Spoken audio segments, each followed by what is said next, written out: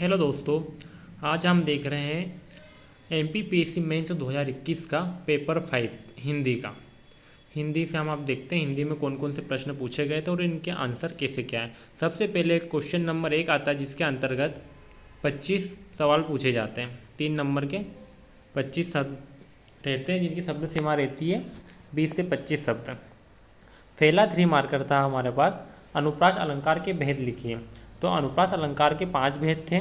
पहला था छेकानुप्रास, लाटानुप्रास, सुत्यानुप्रास, प्रत्यानुप्रास और अंत्यानुप्रास। अगर इनको ट्रिक से याद करें तो 6 वाला सूप, 6 वाला सूप, तो 6 से हो जाएगा छेकानुप्रास, व से हो जाएगा वृत्यानुप्रास, आ की मात्रा से हो जाएगा अंत्यानुप्रास और ल से हो जाएगा लाटानुप्रास और सूप से हो जाएगा श्रुत्यानुप्रास। अगले 3 मार्कर की बात करें तो अगला 3 मार्कर था हमारे पास, शब्दालंकार और अर्थालंकार में अंतर स्पष्ट कीजिए। तो अंतर था शब्दालंकार और अर्थालंकार में। शब्दालंकार में शब्दों के माध्यम से काव्य को अलंकृत करते हैं और अर्थालंकार में अर्थ में भिन्नता के कारण काव्य सौंदर्य प्रकट होता है। सेकेंड पॉइंट था शब्दालंकार मूलतः अनुप्रास, यमक, श्लेष और पुनरुक्ता भास आदि की प्रमुखता है। और अर्थालंकार की बात करें तो अर्थालंकार की संख्या 100 से भी अधिक है। सादृश्य मूलक, विरोध मूलक आदि विभिन्न उपवर्गीकरण है। अगले 3 मार्कर की अगर बात करते हैं तो अगला 3 मार्कर पूछा गया था, कर्मधारय और बहुव्रीहि समाज में अंतर। कर्मधारय समाज का पहला पॉइंट है, कर्मधारय समाज का पहला या दूसरा खंड विशेषण या विशेष्य अथवा दोनों होता है। बहुव्रीहि समाज में दोनों खंडों में परस्पर विशेषण विशेष्य का भाव नहीं होता है। कर्मधारय समाज में उत्तर पद की प्रधानता होती है और बहुव्रीहि समाज में अन्य तीसरा पद प्रधान होता है। कर्मधारय समाज में यह तत्पुरुष समास का ही भेद होता है। उदाहरण पीताम्बर, पीत है अंबर जो। और बहुव्रीहि समाज की बात करें तो बहुव्रीहि समाज एक स्वतंत्र भेद है, जैसे पीताम्बर, पीत है अंबर जिसका। अगले 3 मार्कर की अगर बात करें तो अगला सवाल था हमारे पास, संधि और समास में अंतर समझाइए। तो संधि 2 वर्ण मिलते हैं, समास में 2 पद मिलते हैं। संधि विच्छेद में प्लस चिन्ह दिया जाता है, समास विग्रह में प्लस चिन्ह नहीं दिया होता। संधि का शाब्दिक अर्थ जोड़, मिलन या समझौता होता है। उदाहरण नव प्लस उदय, नवोदय। समास का शाब्दिक अर्थ संक्षेप होता है। उदाहरण राजा का पुत्र, राजपुत्र। अगला 3 मार्कर था, स्वर संधि के कितने भेद होते हैं, उनके नाम दीजिए। 2 स्वरों के मेल से उत्पन्न विकार को स्वर संधि कहते हैं। उदाहरण विद्याधन आलय इक्वल टू विद्यालय। स्वर संधि के भेद 5 होते हैं, दीर्घ स्वर संधि, गुण स्वर संधि, यण स्वर संधि, अयादि स्वर संधि और वृद्धि स्वर संधि। अगले 3 मार्कर की बात करें तो अगला प्रश्न था, संबंध तत्पुरुष समास को 100 उदाहरण समझाइए।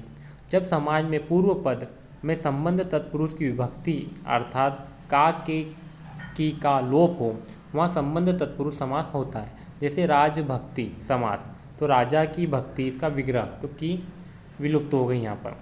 अगला 3 मार्कर था, हिंदी के इन शब्दों में वे रूप लिखिए जो संस्कृत के समान हैं। इनके अपन को तत्सम शब्द लिखना है। तो जिनके आंसर इस प्रकार है, आयसु का आदेश, कोड़ी का करपदिका, छकड़ा का सकट, भांजा का भगिने, इमली का अम्लिका, खासी का कास, जत्था का झुंड, सांस का स्वश्रु, ईट का इष्टिका, गेहूँ का गोधूम, दियासलाई का दीपशलाका, हल्दी का हरिद्र, करतब का कर्तव्य, गोना का गमन, बेल का वृषभ।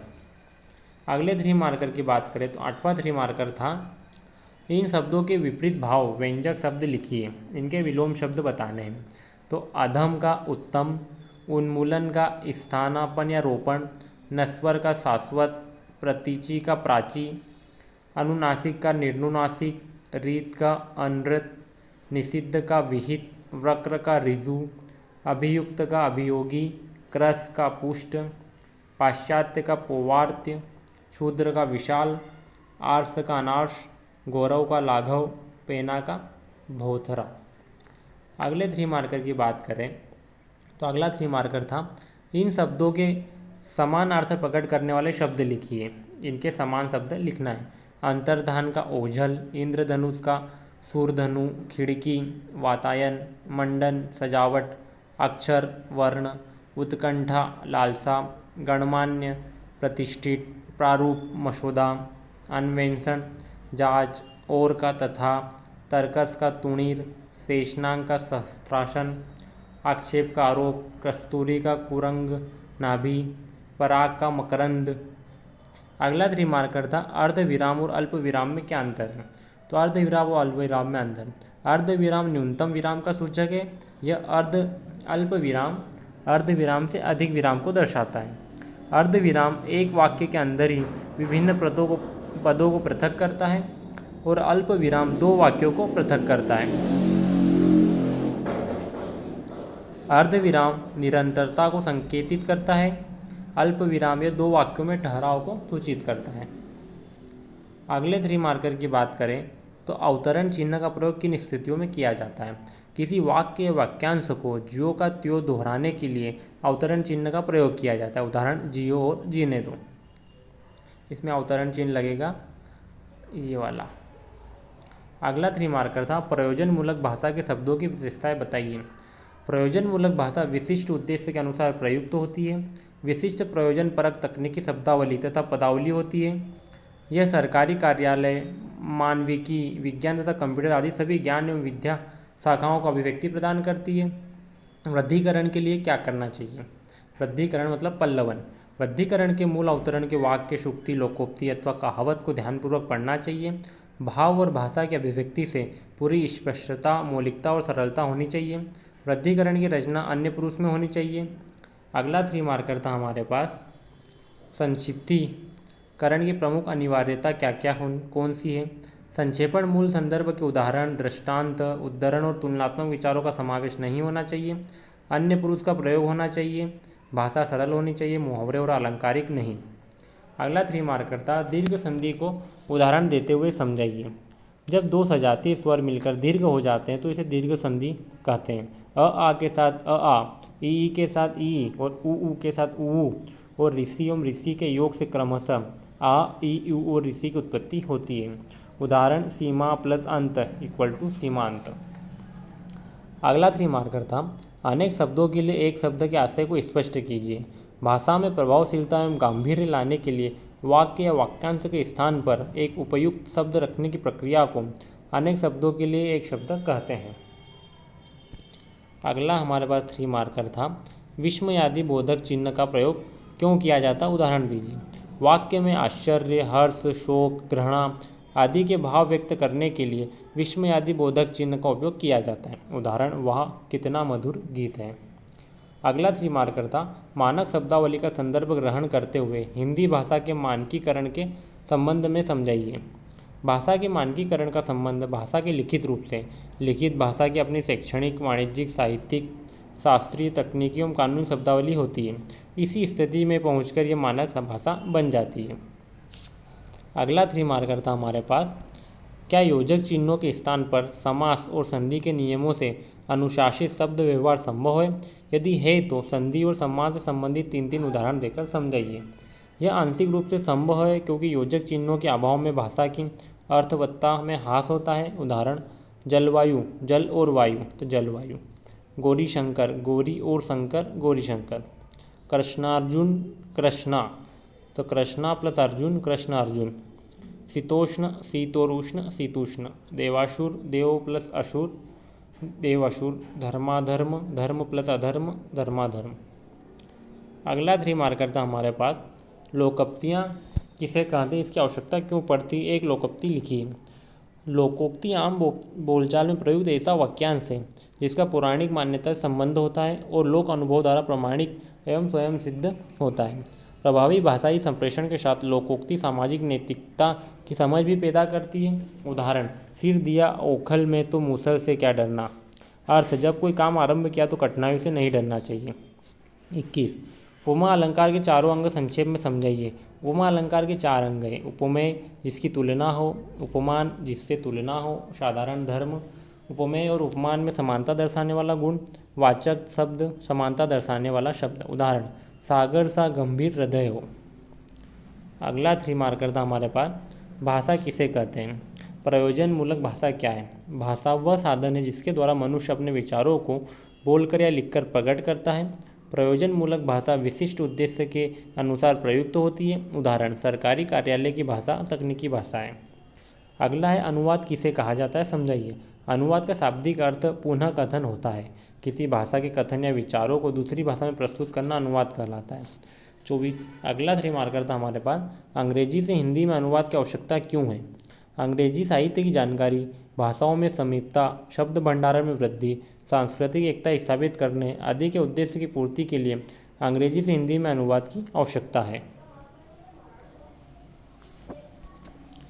25 योजक चिन्ह के प्रयोग की 2 प्रमुख स्थितियाँ लिखिए।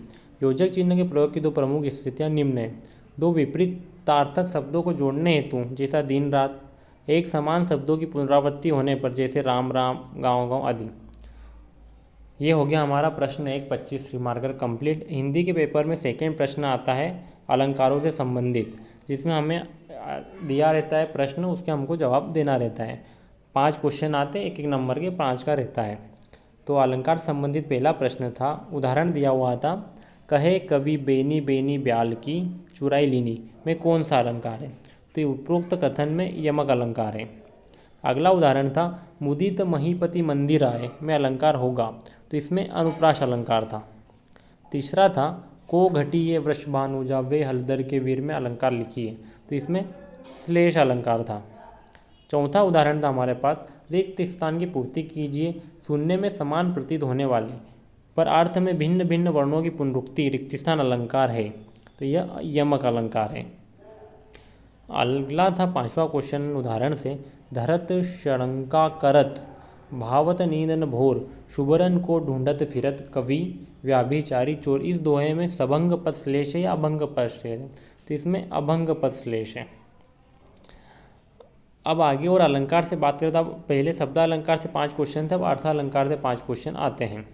अर्थालंकार में पहला क्वेश्चन दिया गया था, उपमा अलंकार के अंतर्गत जिसकी तुलना की जाती है उसे प्रस्तुत कहते हैं या अप्रस्तुत। उपमा अलंकार के अंतर्गत जिसकी तुलना की जाती है उपमेय, उसे प्रस्तुत कहते हैं। सेकेंड प्रश्न था, जहाँ उपमा के चारों अंग उपस्थित रहते हैं, जैसे उपमा का कौन सा भेद कहा जाता है, उसे पूर्णोपमा अलंकार कहा जाता है। थर्ड था, रनित भृंग घंटावली झरत दान मधुनीर मंद मंद आवत चलियो कुंजर कुंज समीर में रूपक का कौन सा भेद है, तो इसमें सांग रूपक अलंकार है। चौथा था, आनंद चंद समान अंगुयो मृदु मंजू हसी जनु जोनहा छठा है में जन किस अलंकार का वाचक है, तो उत्प्रेक्षा अलंकार का। अगला उदाहरण था हमारे पास, सोहत ओढ़े पीत पट श्याम सलोने गात मनो नीलमणि सेल पर आतप प्रयो प्रभात में कौन सा अलंकार होगा, इसमें उत्प्रेक्षा अलंकार होगा। अलंकार से हमारे पास खत्म हो जाते हैं। हिंदी के पेपर में थर्ड प्रश्न होता है, वाक्यों का हिंदी से अंग्रेजी और अंग्रेजी से हिंदी में अनुवाद करना। तो पहला अनुवाद दिया गया था, कृपया अत्यंत जरूरी समझे, इसका था please consider it's very important. Second था, आजकल भारत एक शक्तिशाली देश माना जाता है, now days India is considered a powerful country. Third था, यथा संशोधित, जिसका था एज अमेंडेड।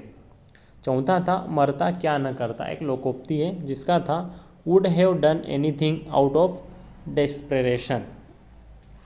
पांचवा अनुवाद था हिंदी से अंग्रेजी में, प्रतिनियुक्ति के लिए एक आदेश जारी करें, issue an order for deputation. ये हमारे हिंदी से इंग्लिश हो गए। अब इंग्लिश से हिंदी 5 थे। पहला था फॉर कंसिडरेशन, इसका उत्तर है विमर्श के लिए। सेकेंड था, in this connection I have to state, इस संबंध में मुझे बताना होगा। थर्ड था, man made the town and God made village is a well known perhaps, इसका था मनुष्य ने शहर बनाया और भगवान ने गांव, एक प्रसिद्ध मुहावरा है। चौथा था, it is impossible to please everybody, जिसका था हर किसी को खुश करना असंभव है। पांचवा था, no further action is necessary, जिसका था कोई और कार्यवाही आवश्यक नहीं है। चौथा प्रश्न हमारे पास है, चौथा प्रश्न हिंदी में आता है। इस प्रश्न में हिंदी व्याकरण संबंधित संधि समास विराम चिन्ह इत्यादि प्रश्न है, सभी प्रश्न अनिवार्य है। पहला प्रश्न था, 36 में कौन सा समास होगा, इसमें था द्विगु समास।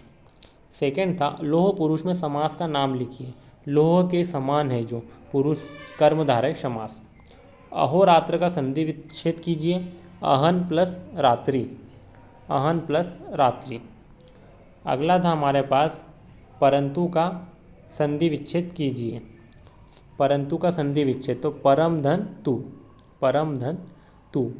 अगला था अनुधन अय की संधि क्या होगी, अनुधन अय इक्वल टू अन्वय। छठा था इसे अर्थात इस कोष्ठक में बंद चिन्ह को कहते हैं, यह है उपविराम का चिन्ह। सातवां था यथा विधि में कौन सा समाज है, तो अवयवी भाव समाज। आठवां था पीएचडी या एमए में लगा हुआ चिन्ह कहलाएगा लाघव चिन्ह। नौवां नौवां हमारे पास था व्याकरण संबंधित। उसके निकाले जाने का प्रमुख कारण अनुशासनहीनता थी, इस वाक्य का शोधन कीजिए। तो उसे निकाले जाने का प्रमुख कारण अनुशासनहीनता थी, उसके नहीं उसे निकालने। 10वां था सही शब्द पर सही का चिन्ह लगाते हुए लिखिए। तो था भविष्य दृष्टा और भविष्य दृष्टा। तो सबसे लास्ट वाला भविष्य दृष्टा सही था, भविष्य दृष्टा। 5वां प्रश्न से हिंदी में आता है, व्याकरण से संबंधित आता है, प्रारंभिक व्याकरण शब्दावली इनसे।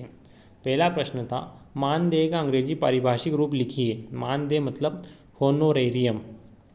अगला था डोमिसाइल का हिंदी पारिभाषिक रूप लिखिए। डोमिसाइल मतलब निवासी स्थान। तीसरा था सैया बहे कोतवाल अब डर काहे का। इस कहावत का आशय स्पष्ट कीजिए। सैया बहे कोतवाल अब डर काहे का आशय है अपने निकटस्थ व्यक्ति के अधिकारों का अनुचित लाभ उठाना। चौथा था अनुसंज्ञा का विलोम लिखिए। तो अनुसंज्ञा का विलोम असूया, असूया। अगला था व्याकरण से जिस पर आक्रमण न किया गया हो। इस वाक्यांश हेतु एक शब्द लिखिए। जिस पर आक्रमण न किया गया हो, अनाक्रांत। छठा है दातुन का तत्सम रूप लिखिए। दातुन दंत धावन, दातुन का तत्सम है दंत धावन। सातवां है अभिजात शब्द के दो पर्यायवाची लिखिए। अभिजात कुलीन और श्रेष्ठ। आगे बात करें तो व्याकरण में था हमारे पास वाङ्मय का शुद्ध रूप लिखिए। तो वाङ्मय का शुद्ध रूप आएगा वाङ्मय, इस टाइप से लिखाएगा। अगला था अंग लगाना मुहावरे का अर्थ लिखिए। तो अंग लगाना शरीर पुष्ट होना, अंग लगना शरीर पुष्ट होना। 10 था पेंशन का पारिभाषिक हिंदी रूप लिखिए। पेंशन निवृत्ति वेतन। ये हमारे हिंदी का पेपर हो गया। इसके बाद अगर छठे प्रश्न की बात करें तो छठे प्रश्न में हिंदी के पेपर में अनुवाद आता है। 7वें प्रश्न पे आता है पल्लवन और 8वां प्रश्न आता है संक्षेपण का, और हिंदी का पेपर कंप्लीट हो जाता है। ये 2021 मेंस का पेपर था। कल हम अब मेंस 2022 हिंदी के पेपर का आंसर देखेंगे।